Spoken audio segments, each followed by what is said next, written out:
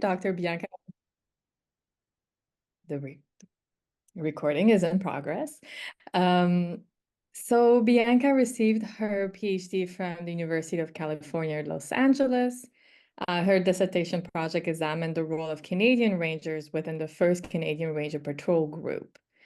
She investigated how rangers become implicated in nation-building efforts by the Canadian state, where increased interest in the lucrative possibilities for oil and passage of Arctic space since the 90s has highlighted rangers as a key actors in Canada's sovereignty claim to the region. Furthermore, her research examined how the shifting geopolitical climate has influenced the militarization of the Arctic by the Canadian government. So her project investigated how Canadian Rangers are enfolded in a state-building process as informants of cultural and geographical knowledge, and questioned how the existence of Indigenous Ranger knowledge allows for the militarization of the North. So Dr. Romagnoli is currently doing a postdoctoral research at Trent University with Dr. Whitney Lackenbauer. She received her MA at the Department of Religion from the University of Toronto and her BA in Religious Studies and Political Science from the University of Ottawa. Dr. Romagnoli, the floor is yours. Amazing. I think you now maybe know more about my dissertation than I remember. So it's great. Okay, I'm going to share my screen. So I'll just say, I haven't done this in so long. Okay. I'm not incompetent. I can do this. Okay. Okay. You guys can see that, right? Yes. It doesn't look, I don't see it though. Fuck, did it go? Okay. Oh my gosh. We can see the presentation. I know, but I can't, so I can't move it. Oh. Oh wait, there, now I figured it out, I think. Okay. Whatever. This is the world we're living in now. Okay, yeah. So thank you, Anna, and hello everyone on the call. As Anna wonderfully introduced me, I had the immense privilege of spending 3 years traveling across the patrols spanning from the 3 northern territories and Atlin, BC, that make up one CRPG. So as I give this presentation, I'm gonna have a PowerPoint of photos going on in the background. They don't necessarily connect to what I'm saying, but I think that they're really helpful in giving visual cues to people who've never been to the North or to the Arctic or subarctic to understand the vastness and the difference that exists across the North. The photos will provide lat and long. They'll mark the location of where the photo was taken on a map, and then where the community and the region in which the photo was taken. So the first, oh no, I missed the first one. Go back. Okay, this is just the first photo. This is one CRPG. For those of you who've never seen it, the red are patrol groups, and then the green are patrol groups, and the red are junior patrol groups, junior ranger patrol groups. So I'm going to begin. Just the photos will just kind of play with their own autonomy. So with their signature red sweaters and bright red .308 bolt-action rifles, Canadian Rangers have become an established military presence in some of Canada's most remote regions. Originally established as a symbolic representation of Canada's sovereignty on the northwest coast at the start of the Cold War, their presence in the Arctic was designed to protect Canada from any potential northern invasion. Today, Rangers act as scouts and guides in the Arctic, meant to alarm the military of any suspicious activity without actively engaging in combat. Rangers are expected to join the organization equipped with their own gear and already trained in surviving and navigating on the land. Located in almost 70 communities across the Northwest Territories, Nunavut, the Yukon, and Atlin, BC, Canadian Rangers in the 1st Canadian Ranger Patrol Group, or 1CRPG, are viewed as a critical part of the Arctic defense strategy. Since the organization's inception, the employment of local Indigenous personnel has been advertised as a cost-effective way to bring money, skill, and employment to the North, while simultaneously securing Canadian Arctic sovereignty in the region. Due to their geographic location and unique living conditions, most Canadian Ranger patrols are comprised of Indigenous personnel who use skills accrued from generations of living on the land to do their work. Each patrol is administratively supported by a regular force combat arms sergeant called a Ranger Instructor, or an instructor, posted to the north for approximately a 3-year term, and who act as a liaison between the patrols and the larger military institution. While patrols control their own day-to-day function, instructors are responsible for the administrative and financial operations of the project. So my project examines the lived experiences of rangers and instructors as they learn to work together and live in Canada's north. In doing this, my project examined how the social imaginary created about and around Canadian Rangers shaped the organization. Conducting long-term in-person fieldwork allowed me a unique insight into these interactions to understand how rangers and instructors thought and talked about the organization and their role in the Arctic. Throughout this talk, I will highlight key ethnographic moments that provided invaluable insight into the organization, insight that could only be gleaned by being a constant presence in the space. I also show how these ethnographic moments were critical in demonstrating the complex and nuanced ways that ranger identity is formed and expressed. Throughout these vignettes, I hope you can see examples and counterexamples of the sovereignty, state, and military theories you read and talk about. I hope through this talk you feel challenged to consider the lived experiences of the individuals you study and the complex ways they see themselves in these theories. So it's the first night on the land with a patrol in the Mackenzie Delta, and I'm sharing a tent with one of the female rangers who'd been with the patrol for over 10 years. Setting up alongside the other female tents in the frigid late January weather, it takes us over an hour to get our tent warm against the brutally cold -50 degrees. Hungry and tired after a full day of traveling, we sit as close to our wood stoves as we can. I impatiently stir my soup, waiting for it to warm up, and Angie and I begin discussing her time as a ranger. I tell Angie that I started my research with the Rangers after spending some time in the reserves. Without looking up from the plate in her lap, Angie seems to consider this and finally tells me, I don't know anyone in the military. Confused, I smile at her and I use my spoon to point to the red ranger hoodie she's wearing. Angie, I say, you're in the Army, and so is everyone else here, except technically me. Shaking her head, she tells me that she doesn't see it that way, as she shifts uncomfortably. Instead, she tells me she joined the Rangers because her father was a Ranger sergeant and a longtime member. She goes on to rattle off all her other family members who'd been Rangers for generations. Angie explains that many of the on-the-land skills she'd learned were taught in reference to her assumed future as Ranger. In fact, Angie tells me she'd always expected she would be a Ranger, and her dad taught her land skills with this fact in mind. On the other hand, Angie's family history as a multi-generational military family seemed to be completely unnoticed and unremarked. While thousands of Canadians can live their entire lives without ever interacting with a service member, the high percentage of Rangers across many northern communities means that almost every single person has had direct contact with a Ranger throughout their lives. But for many of them, there's a disconnect between being a Ranger and traditional military service. This disconnect between an individual personal identity as a Ranger and military service became a central theme of my research. It was not uncommon for Rangers and instructors to insist that Rangers were not military and that their role, mission, and symbolism were different. The answer to what Rangers were, if they weren't military, had been a central through line of this work. How people answered the question and how they categorize the work Rangers do is the undertone to understand the political, social, gendered, and economic relationships that exist within the civil organization. While on patrol with two of the newest members of a patrol in the South Slave region, the two men had invited me back to their tent after a few days on the patrol, and I asked them if they could tell me about their experiences in the organization. However, as soon as I arrived, Anthony, who was cooking over the wood stove, asked the first question. Waving his hand toward the open tent, he says, so, how did someone from LA get into this? As I found myself doing on almost every patrol, I explained that I'm in fact Canadian, and I explained my own military history to explain the beginning of my research interest. Anthony tells me he's super impressed and admits that it gives me more legitimacy to know that I was in the military. When I point out that technically everyone on the patrol is an active member of the CAF, he leans back in his cloth camping chair, perched precariously on the back legs, and simply says, I guess I never saw it that way. Looking towards his tent partner, Anthony laughs and says, hey dude, we're in the Army. Throughout my fieldwork, I became increasingly intrigued by the ambivalence that Angie and Anthony felt about their status in the military. And I began thinking about the ways that the military's presence in the region is read by different people, communities, and even Indigenous governments.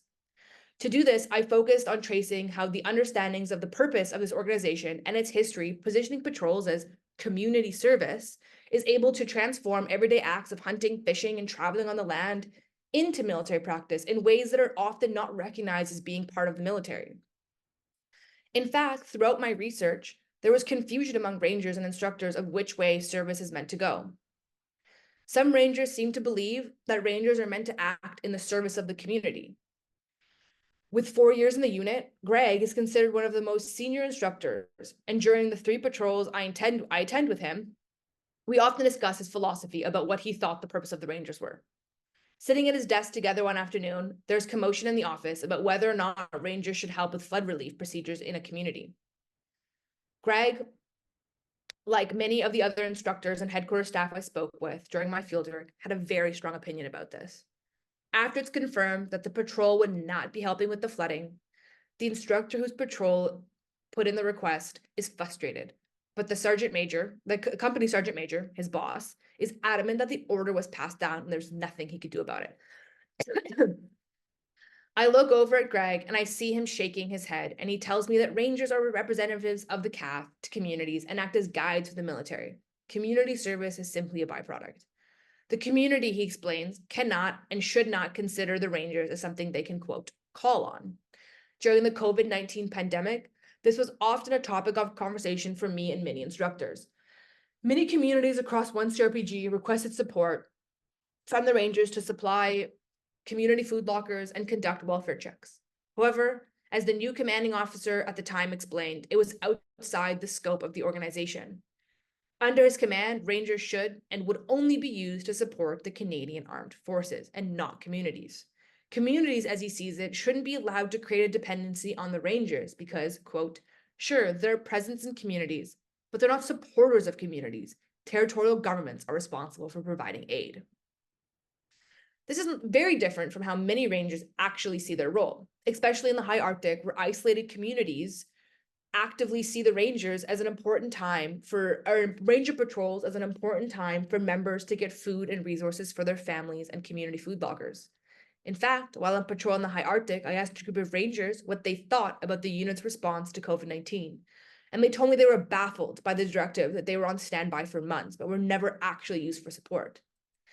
This is especially true in communities that have active COVID-19 outbreaks. And many rangers who thought like this had history on their side to back their claims. Whitney Lockenbauer, a scholar who I hope does not need much introduction in this space, explained the historic relationship between rangers and their communities like this.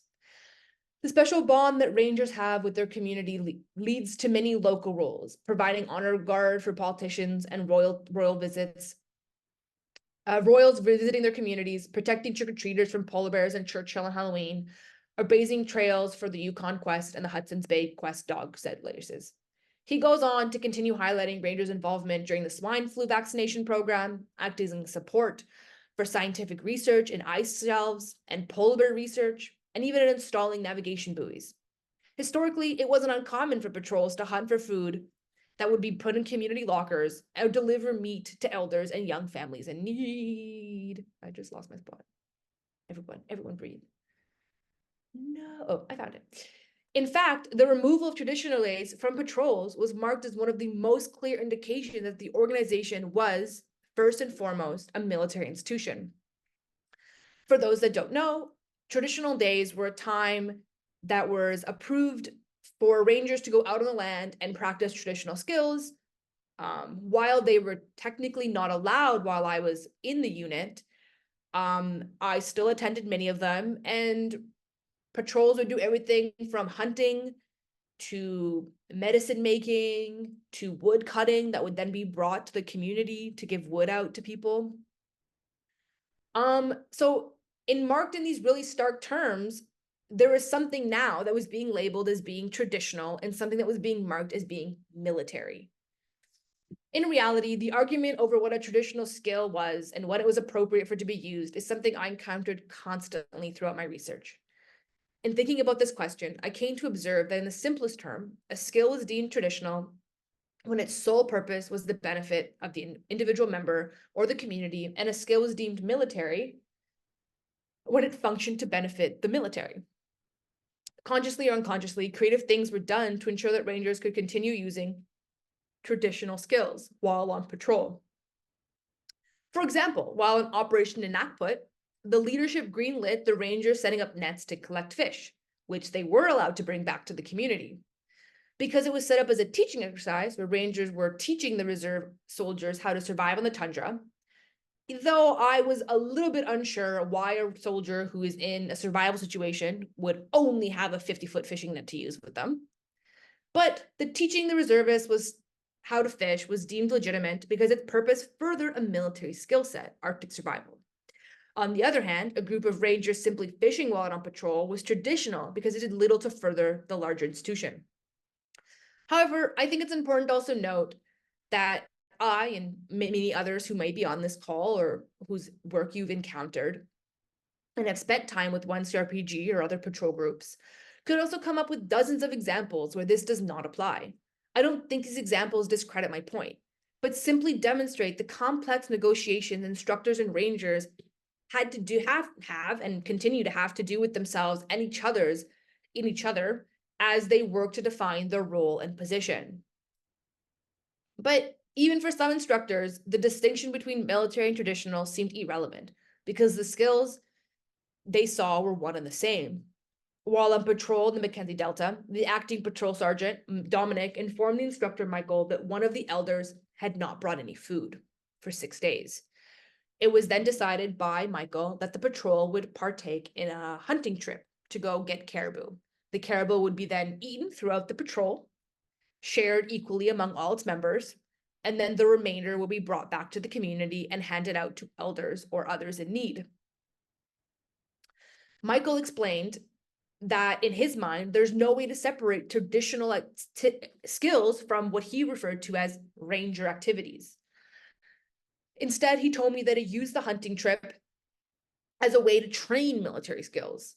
It was a way to train skills in a way that was comfortable and recognizable and beneficial to rangers. While traveling to the hunting location, Michael ensured that the less experienced rangers would practice traveling to the location using the military GPS. This, he argued, justified the hunting. Rangers were practicing military skills and the hunting was a byproduct. But again, Michael needed to justify his decision within this useful to the military framework. However, the relationship between skill development and hunting goes even further. After 4 years as working an instructor, Michael understands that in order to maintain ranger engagement, there had to be benefit to the community. In essence, according to Michael, it was impossible to develop rangers simply as a military asset. If the organization should be seen first and foremost as a military institution, functioning solely in the name of the armed forces, then why don't rangers see themselves as equal in military service? They don't identify themselves as such, at least. If then rangers aren't really military, but they're not meant for community service, and their role is being, by some argue, more militarized, what or who are rangers?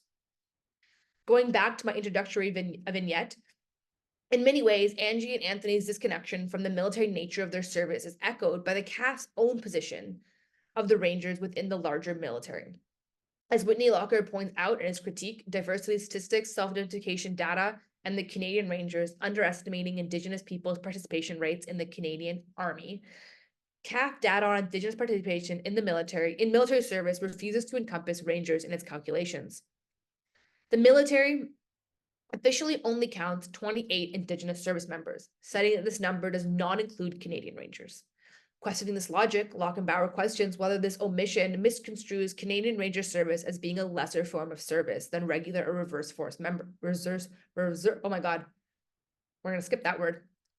force members. This view that Rangers are not seen as military is definitely not new. If the military itself does not see Rangers as true members of the CAF, then it's not surprising that Rangers and also instructors themselves often don't associate their position with being members of the military. In my dissertation, I even go so far as to think about how instructors who'd been at the unit for a really long time started seeing even those with 5 or 6 combat tours see their own military identity as becoming a lesser form of service once they'd been in the unit for a really long time. In fact, every community I visited, every person I met who wasn't a ranger had been or was related to someone connected to the organization. As in military bases across the country, the identity of the community becomes linked to the ranger organization. Military-issued ranger apparel could be spotted throughout communities, along with license plates, flags, bumper stickers that often marked the homes, vehicles, and family members of rangers. social, political, and economic life became intrinsically linked to military infrastructure. Going to isolated communities across the Arctic and subarctic, I was shocked at the connectedness that existed with Rangers. Almost every single person I spoke to had some connection to the Rangers and ultimately the military. Every time we'd walk around a community, dozens of young children would run up to us asking if we were with the Rangers. Many proudly exclaimed they were or are aspiring to be local junior Rangers. At the same time, almost everyone I spoke with, especially when I introduced myself as someone who'd served in the military, told me that they'd never met anyone in the military before, including the instructors who would often visit the communities time and time again.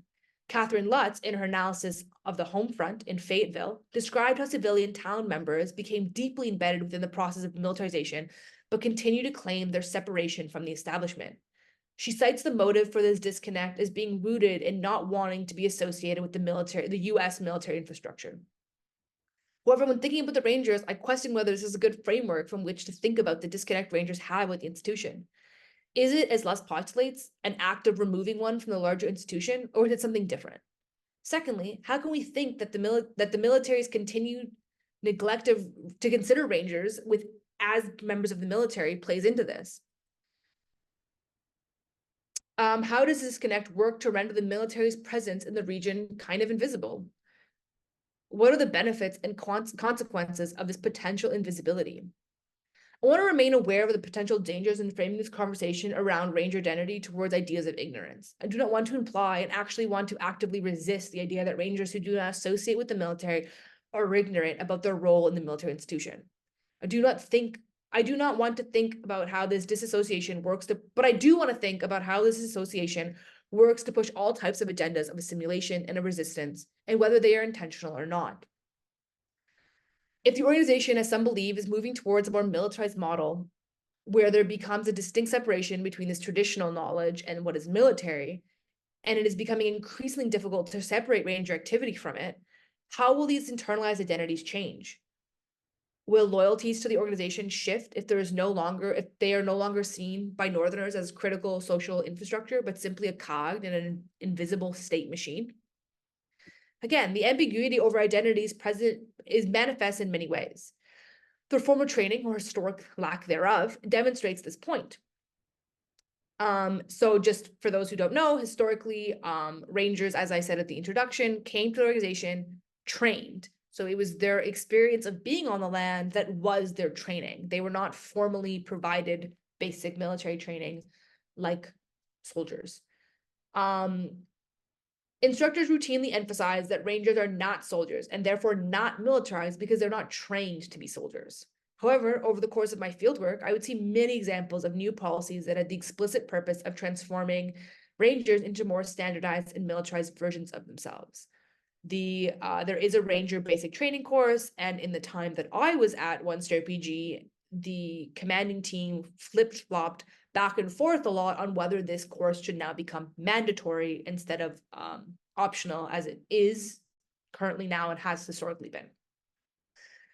But to me, one of the most obvious evidence of this militarization of the Rangers comes in the issuing of the C-19 308 rifle, meant to replace the 75-year-old Lee Enfield the Rangers had been working with since 1947. Until this point, Rangers were issued Lee Enfields upon joining without having to go any type of training or assessment on the weapon. Beginning in 2018, when the CAF started rolling out the new 308s, they started undergoing a basic weapons handling and safety course with each patrol before they would be given the new weapon.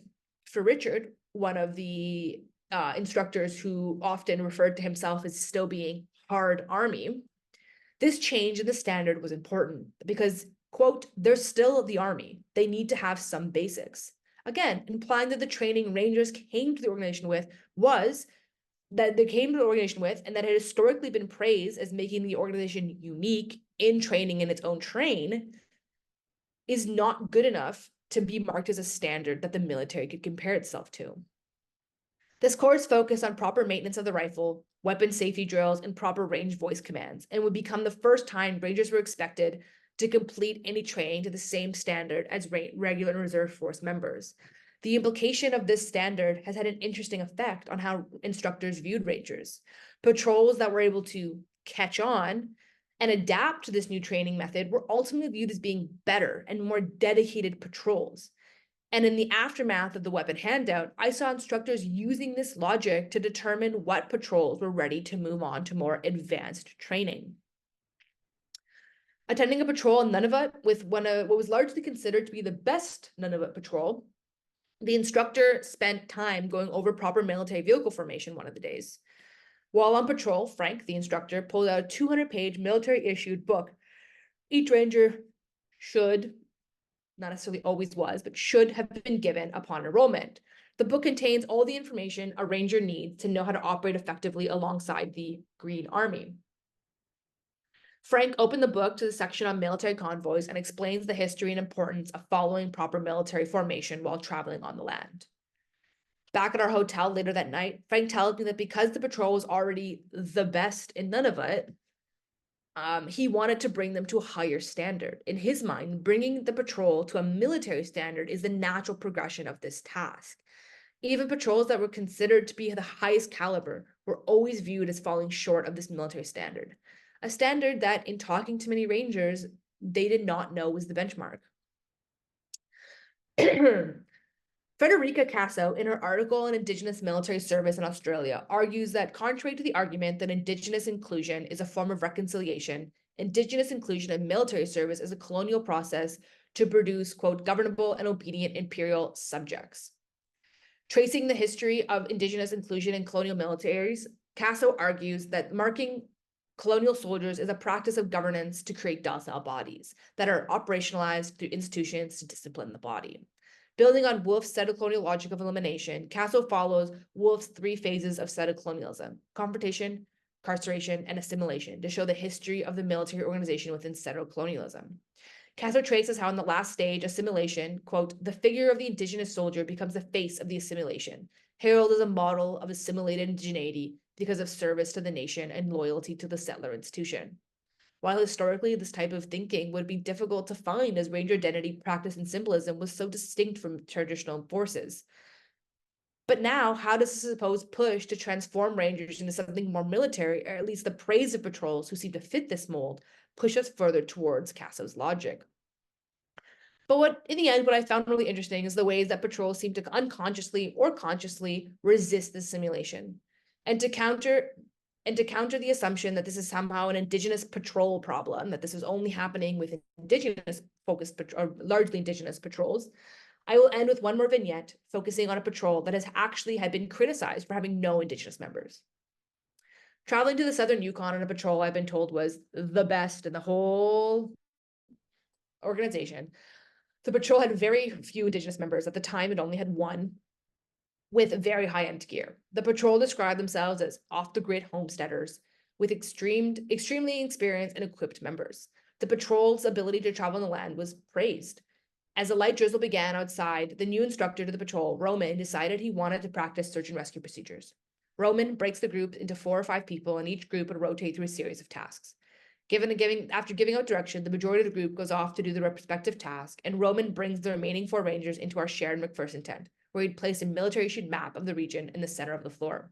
The group, sitting, crouching, and kneeling on the ground, surround the map, and Roman gives a scenario. 2 hunters have gone out and haven't returned. They told their families they were going out towards some rarely used trails east of town, but should have been back by nightfall. A search and rescue is called, and the rangers are activated to lead the search. What do you do? The group, all experienced in the bush and many part of the local search and rescue detachment in town, hunch down on the map. I've never been out that way, Parker says, scanning the room to see if anyone else has.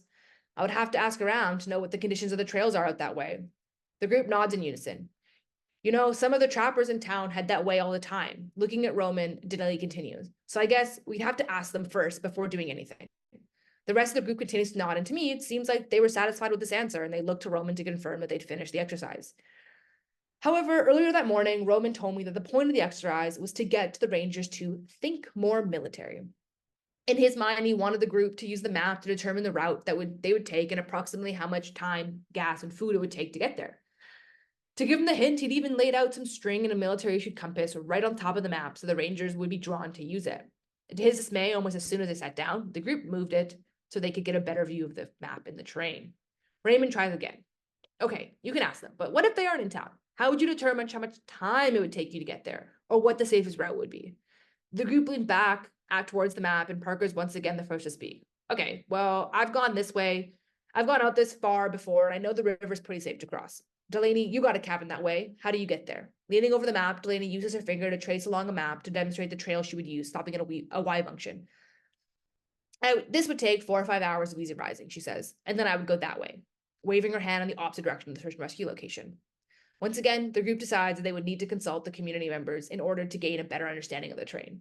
Giving up, Roman picks up the compass and a piece of string and starts working on the map to trace the route the group should take to get to the search and rescue location. The group watches him, and he finishes, he puts the instruments down, and you can see the faint line of a pencil marking the route from the town to the pinned location. As Roman leans back, impressed by his work, the 4 rangers lean forward and inspect the route. Delaney picks up the compass and begins following the route just as Roman did. After the group mimics Roman's entire route, everyone leans back except Parker, who taps his finger on a river crossing that Roman had drawn his route through. Can't go that way. Ice is probably too thin. Gotta ask H&T, Hunter and Trappers. Guys, to be sure. Sitting with Roman and Chad, who is Roman's left seat to the other sergeant that was with us. Later that night, Roman tells us that he's disappointed that the patrol didn't appreciate what he was trying to teach the group. Laughing, Chad, who'd been at the unit for almost 7 years, and this was his last patrol before getting posted, or actually retiring, but whatever. He leans back in his chair and says, dude, they're Rangers. They're never going to be military. What this moment demonstrated is not that being not military was always going to be considered a negative. Even though the patrol was confident they could have discovered a safe route and performed the search, their methods of relying on community knowledge remained illegitimate to these instructors. Roman's disappointment, argued, is rooted in the fact that because the patrol was predominantly non-Indigenous, he assumed that they would be more susceptible to this militarized training, and their use of traditional skills was now more illegitimate. In the end, what do these vignettes tell us? What do these moments in time tell us about the organization? Is it, as some tell me, shifting towards a more militarized model? Is this a reaction to the heightened threat to Arctic sovereignty, a concept I purposely haven't spoken directly to, but I hope you can make the links yourself? Are the continued policy changes slowly shifting the patrol away from being semi-autonomous entities towards uniformed and standardized patrols? Is this a shift in priorities for the organization? While I was constantly assured that Rangers were not military and not being militarized, how can we think about the future of the organization where military practice is encouraged and applauded? How are Rangers, and in many ways some of the older instructors, resisting these changes?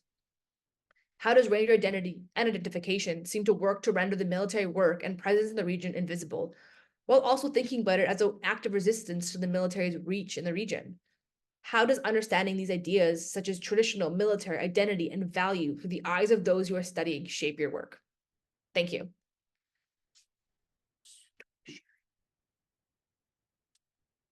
I think I'm back. Yeah, great presentation, Bianca. Absolutely fascinating topic. So we have about 25 minutes for questions. Do we have any? If you do have a question, please use the raise hand function and just ask away. If you're uncomfortable, or you can't use your microphone, I will also be monitoring the chat. Actually, I can't monitor the chat. Nicholas, can you make me co-host? I'm just realizing that. Thank you. So do we have any question in the room?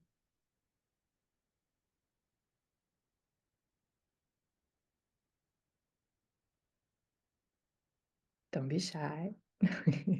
Okay, so I can go first, I guess, to launch. Oh, yes, Marshall, go for it.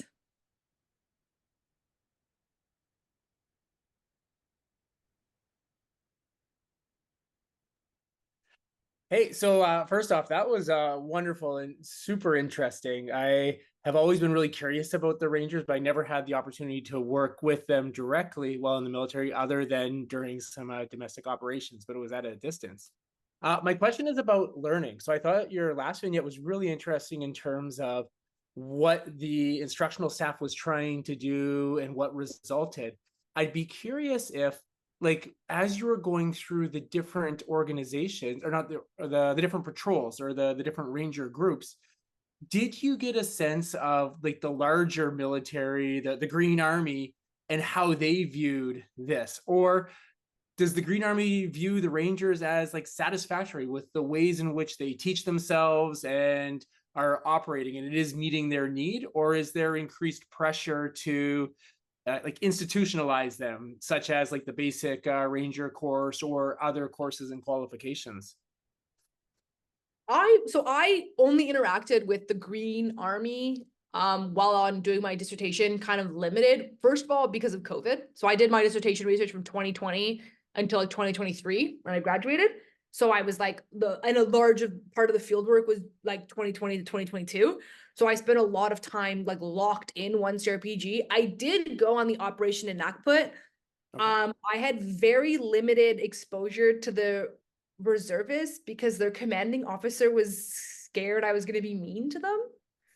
I don't really know what I was going to do, but he was really scared about what I was going to say to them or about them. So he was like protecting them from, I don't know, from me. I'm very dangerous. But I think that like the one thing that's really interesting about the Rangers is that they exist to me in this like really fantastical social imaginary. Like people have all of these like preconceived ideas about who the Rangers are and what they are. And I write a lot of my dissertation about this. And the fact that like the military, the media, and sometimes like one CRPG itself doesn't help this. So if you ever see pictures of Rangers with the Queen, they're all like elders, men. Like there's this like very specific image that like the unit pushes out on who Rangers are. And that was kind of the point of some of those pictures. It's like just fundamentally not true.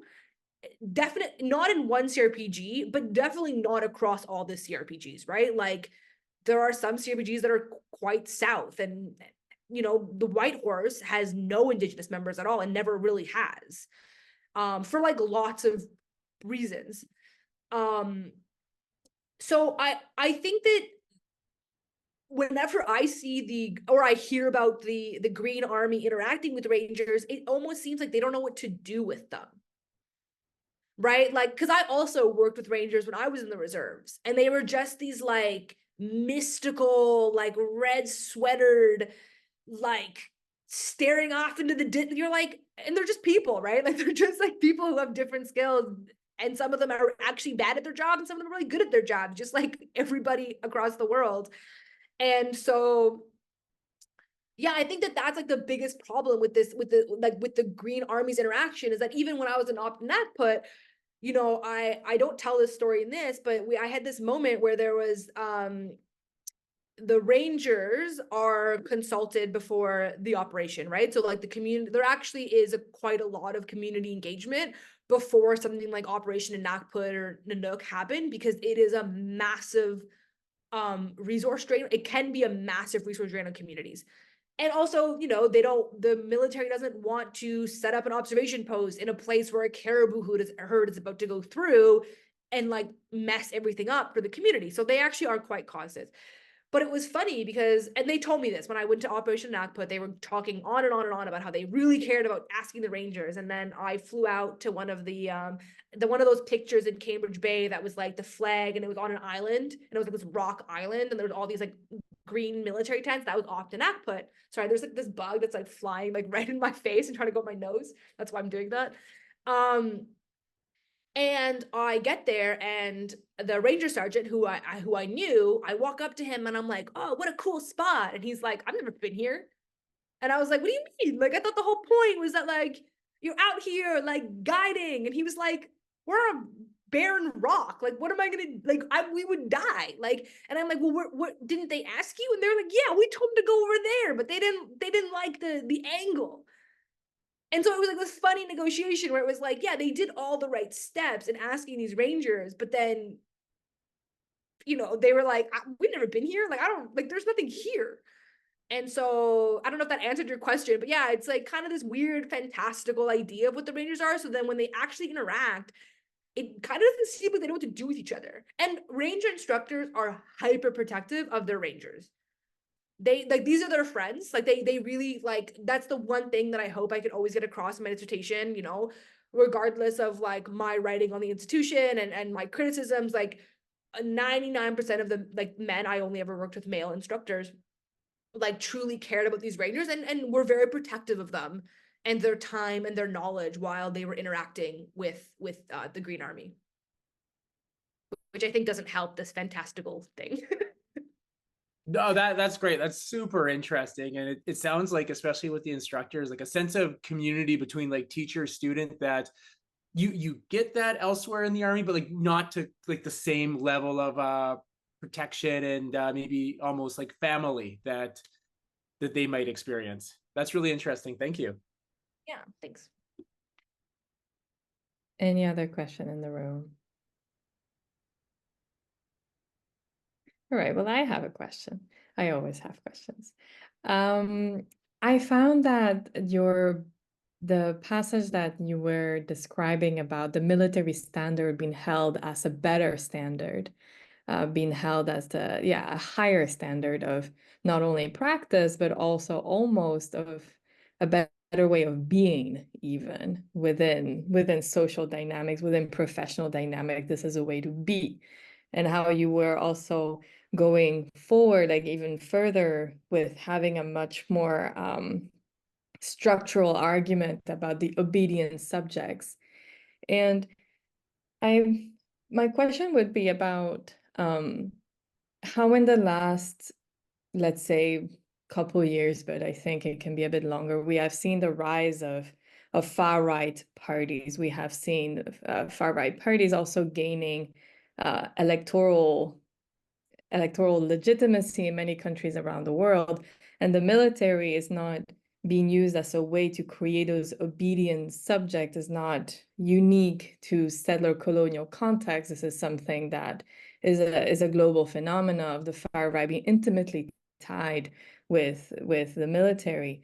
And I was wondering how you see the development of this dynamic, of this resurgence of these far right dynamics, and how perhaps that could also influence how the Rangers are perceived and how they're trained.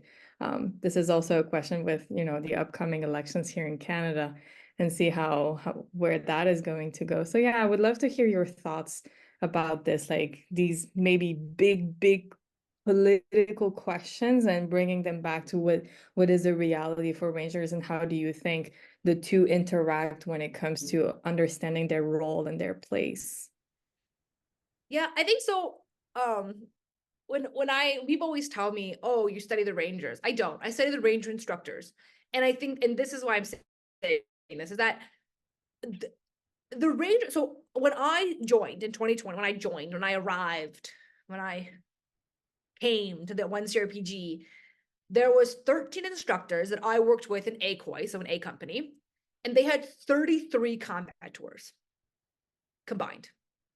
That is a very particular type of existence. It's a very particular type of masculinity. It's a very specific political upbringing. I only ever really pulled like the first group that I was with, because they were constantly changing, but this was like kind of my original gang. And they had these 33 combat tours. Out of the 13, 5 did not have high school diplomas. 2 did not have grade 8 diplomas. And all but 2, so I think 11, came from extremely rural East Coast, Quebec, Ontario, like Nova Scotia, New Brunswick, fishing, farming, mining communities. And they're like a very particular political existence that comes from that, right? They saw the rise and fall of the fishing industry, of the lobster industry, of the mining industry. They saw these hardworking Canadian, their parents, lose everything in the economic crash, in the subsequent like inflation, exploding, right? Men diminished, right? Like, again, I don't want to speak to like their intimate beliefs, but one of the, I came to the fact that they were arguing apples and I was looking at fish. Our lived experiences shaped our worldview. And so there was this like a lot of these instructors, and as much as, so God, if there's any RIs on this, they're gonna kill me for saying this, as much as a lot of the instructors wholly believe that the power dynamic goes Ranger instructor, because as a lot of them would say things like, oh, well, they could just abandon me if they wanted to. Again, the colonial and sort of racist implications that the first mode of existence for Indigenous Rangers to kill you in a conflict is like a whole other conversation. But, you know, the power is held by the instructor, right? They are the person of control. They hold the money, they hold the sway. Like they have power as much as they pretend and claim that they don't. And so how they viewed the world obviously impacted these rangers. And so I made this observation that the hunted seal is seen as more valuable as the cooked seal, right? And so I talk a lot about this in terms of gender specifically, that female rangers, especially Indigenous female rangers, were infantilized and seen as inferior because they were never going to be seen as capable of living up to this like military standard, this military masculine standard of performance. And again, I'm not saying it's the instructor's fault. That's all they know, right? They were almost all of them joined the military in combat arms trades at 17, 18, 19 years old. They're now in their 40s, late 30s. Like that's all, their entire existence is this sort of like right-wing military politics. And yeah, I think that has a massive impact in how Rangers view themselves and how they understand and how they understand like their role and whether they're good or bad, right? Like that language, you know, I use it a lot because they use it a lot. There's a lot of this is a good patrol, this is a bad patrol, and it was always in reference to gender and like identity and their ability to like perform the right way, to be the right kind of valuable. A lot of that was happening. I don't know if that answered, I hope that answered your question. No, thank you. It absolutely did. If I may ask a run-on question regarding that, the recent DPU that was published here in Canada did not, at least one of the critiques that was made apparent by quite a few people, was how the role of female rangers and specifically female Indigenous rangers were not quite addressed when it came to their role, when it came to also matters of safety, career development, et cetera, et cetera. It wasn't truly mentioned in the DPU. And I would just, to just continue on that topic that you mentioned a few seconds ago, I would love to hear some more thoughts about that. Yeah, I have a whole chapter in my dissertation about the way that women are talked about, and because there is this obsession by the military to like praise female involvement in the Rangers. Like that is that is their claim to fame when it comes to like demographics. And it is true, there are a lot of female Rangers. There are a lot of female sergeants. That is I'm not saying that's not true. I just that the way that they're spoken about and talked about and positioned, like, you know, I make this observation in my dissertation. So a lot of the times people will argue that, or will distinguish between the Indigenous patrols and then the white patrols. Okay, that's like just a distinction that's made like in one CRPG. It's not quite that clear cut, but like for the purposes of this argument, I guess we can stick to it. And so what I argue is that the white patrols, the non-Indigenous patrols, so predominantly the Yukon, some parts of the South Slave, North Slave, you know, Yellowknife, like the Willowday Patrol, some of those patrols, Atlin, BC, they value their women very similarly to how reservists and regular force soldiers value women, right? It's if you can perform to the standard of masculinity, you are acceptable. So I always heard things like, oh, she's a good ranger, she's good at cutting wood. Oh, she's a good ranger, she can keep up. Oh, she's a good ranger, like she can perform as we perform. And that was also by the instructors. They're like, oh, she's really good, she's part of the group, like she can perform the right way. And it was often in reference to her abilities.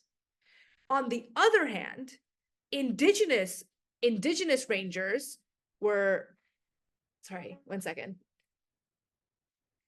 Indigenous rangers, female rangers, were often like rendered into these traditional roles that often like aren't really true, right? Like they were concepts that are created by colonialism, pushed by patriarchy, right? Like that, oh, these rangers are good because they keep a good camp. This is a good female ranger because she's really good at helping the elders, like the real rangers with paperwork, right? So when they were ranger sergeants, they were often praised because they were good at keeping a clean house, right? They were good at administering paperwork. They were good at managing personnel. They were good at keeping junior rangers in line, right? They were good at those things. And it was the male rangers that were viewed as being like good on the land, good at hunting, like good at tracking. And then there was actually very few instances that I saw that crossover where like female Indigenous rangers were trying to break into this. And there was a lot of internal politics to like, you know, male rangers, especially young male rangers, be like, oh no, she doesn't belong, she doesn't have the skills. And I don't write about that because I don't think it's my place. Like I'm not Indigenous, it's not my place to like talk about Indigenous gender politics. And so I just highlight, you know, authors that actually can talk about that in a more profound and like insightful way. But there is this weird sort of gendered language about who is more valuable, and it is, I argue, very much based in race. Thank you about that. Very insightful. Do we have other questions in the room? We still have a question. We still have time for one more question.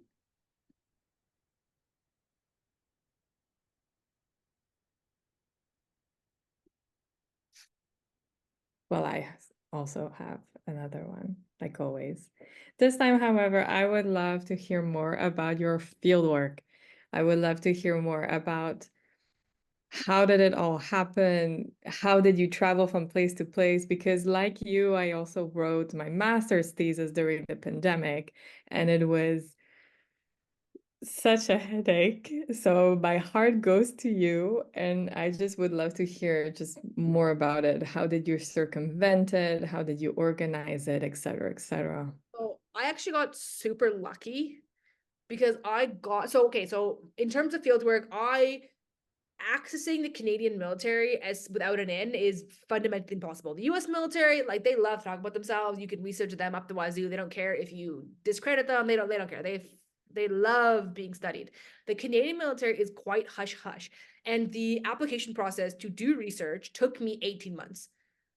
It took me 18 months. I did 13 ethics applications, separate, like different ones, like not versions of one, like 13 different, I have 13 different IRBs that I had to do in 18 months to get clearance to do this research. And I got it because what I did, because I'm petty, was I called a major in my old reserve unit and asked him to find a captain in one CRPG that he could request a meeting from. And that's how I got in. And then the CEO at the time, I just got lucky. He was like super game for research. Like he just kind of signed off on anything. And then he left like 6 months later. And this legacy that I was just like there remained and no one really questioned it. And at that point, like I had enough friends in the space. Dr. Lockenbauer obviously like was a huge asset in getting access to this space. Like once I got to know him really well, like I had an in, like, he vouched for me a lot and my research. And so that really helped. In terms of actual field work, I mean, okay, so there's like the good and the bad. It was really fun. It was also really hard. I was at one point the only female on the entire floor. I was the only female in civilian clothes. I was significantly younger. I was infantilized. I was treated like, I was harassed a lot. Operation Honor exists beyond, like beyond being in uniform. And I had a lot, I walked away at one point because I was like, I cannot, like, it was horrible. Like I was, like the things that people said or like I touched me without consent, like that was like a very real part of my fieldwork that I write about. There it was, and I had to And then what people don't talk about when they do research is like people kept saying like, oh, just complain, like report them and what? And like be kicked out, right? Like I needed these men to not just, I needed them to like me. Like I needed them because when I went on a patrol, they had to agree to it. So the CO cannot force anyone to take me. So I had to go to the instructor and say, hey, can I come on this patrol with you? And they had to say yes. And then when I was on that patrol, I was completely dependent on them. Like, sure, like I think I'm a pretty crafty bushwoman, but like not in -70 with no gear in the middle of the Arctic, right? Like I was so socially, economically, my safety was dependent on these men, and that was like a huge part of my research that was like not ideal and people do not talk about enough. But in terms of like the logistics, yeah, I got into the unit, and then basically the agreement was that as long as I was financially invisible, I could do whatever I wanted. So as in like if there was a chartered plane going somewhere, um I could jump on and like go there. But if they were taking a commercial flight, like no, I had to pay my own ticket. My food was my own responsibility. My hotels, so like sometimes the instructors would get like a room with 2 beds in it, and I could sleep in one of the beds and it was fine. But if I had to like, if the instructor had to pay for a second room, I had to pay for it myself. And I funded that through like Natsen paid like 99.999% of that. And that was because COVID, there was very little graduate school research, graduate student research during COVID because no one could leave anywhere. But I got locked in the NWT. So NWT Nunavut closed its border and created a bubble so you could travel anywhere within the NWT and the Yukon, and then in Nunavut, and then Yukon on and off kicked us in and out. And as long as I never crossed a border and I never left this bubble, I could do as I pleased. I could go to any community. So I did all of my research during COVID, which again, like, you know, there's a lot of like canceled patrols and a lot of moved dates, but I was not impacted the way that other people were because I was already on the ground and I was already flying on those planes for like 2 weeks before COVID hit. Like I just got in right under the bat. So I got lucky, actually. COVID was great. Thanks for everyone's money that couldn't spend it during COVID for their graduate travel. It went to good use. Oh, thank you so much for those insights. And also thank you for sharing your experience of also being there in person in an environment that is sometimes more than hostile. So yeah, thank you. Thank you for sharing your knowledge. Thank you for sharing your experiences. Yeah, thank you for all of this. So at 3:59, we are right on time, right on the dot on time. So yeah, perfect. Thank you to everyone that participated, and thank you to everyone that joined us today as well. I would just like to highlight, I'm sorry if you can hear my cat. She's meowing like as if she's dying, but she's fine, I swear. I would just like to highlight the panels of tomorrow. So the day 2 starts at 11 a.m. with Continental Defense, moderated by Dr. Andrea Sharon. At 1 p.m., we will be having a panel on Canada and its adversaries, moderated by Marc Montaigne. And at 3 p.m., we are having a panel on Canada and NATO, moderated by Dr. Thomas Hughes. So, and also tomorrow at 8 p.m., if you would like to join us, we have a networking night. Especially, so it's optional, especially for our colleagues in Europe, which, well, Bianca, you are. So 8 p.m., it will be very, very, very late for you, but please be free to join us if you're up. And there is a different Zoom link for the networking night. It's not for distribution, but you will find it in the final program. So yeah, thanks again, everyone who joined us. Thank you. Thank you, Bianca, for your talk. It was very, very insightful. And have a good evening. Have a good rest of your day. And I'm giving the floor back to Nicholas or Nicole, depending on who wants to take it. You did great. You said everything I needed to say. So thanks, everyone. See you tomorrow morning at 11 a.m. Eastern for a full day of panels and the networking night. Have a good night.